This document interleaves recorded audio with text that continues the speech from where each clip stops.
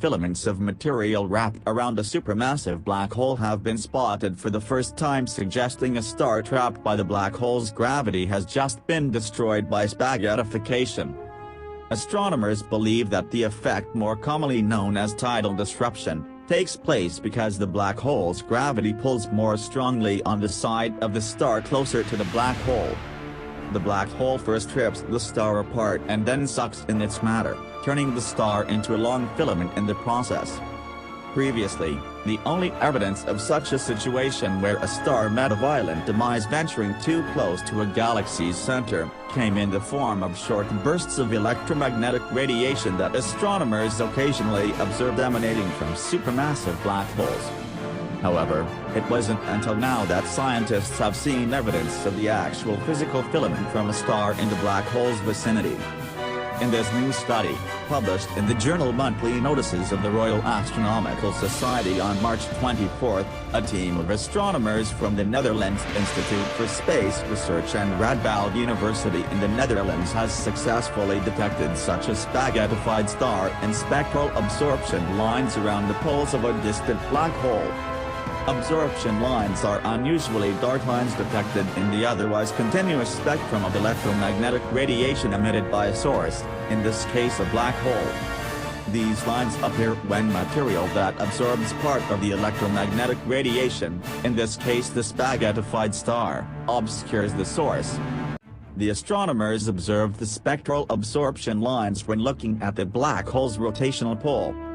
Scientists said in a statement last month that the observation suggested that there was a strand of material wrapped multiple times around the black hole like a yarn ball. The team believes that this material is the torn star as it orbits around the black hole before disappearing inside of it. Disks of accreted matter are known to exist around black holes' equators, made of material that is drawn to but not yet swallowed up by the black hole. The disk orbits around the equator at a very high speed, emitting heat, X-rays and gamma rays in the process. The authors of the current study, however, claimed that the material they were looking at wasn't part of the accretion disk. The absorption lines are narrow, said Giacomo Canizzaro, the lead author of the paper.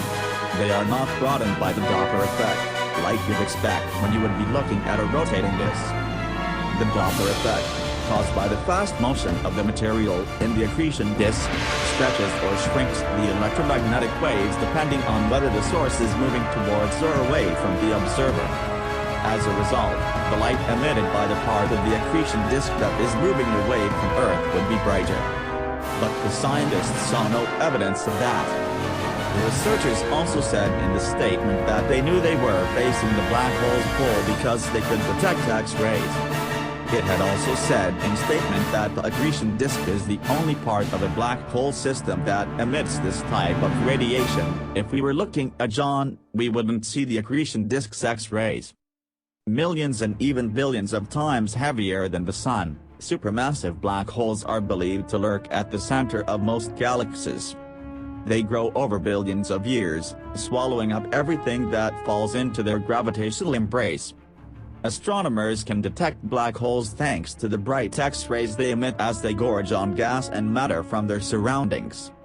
Stars that orbit in the central parts of galaxies might occasionally wander so close to the black holes that they get trapped by their gravity.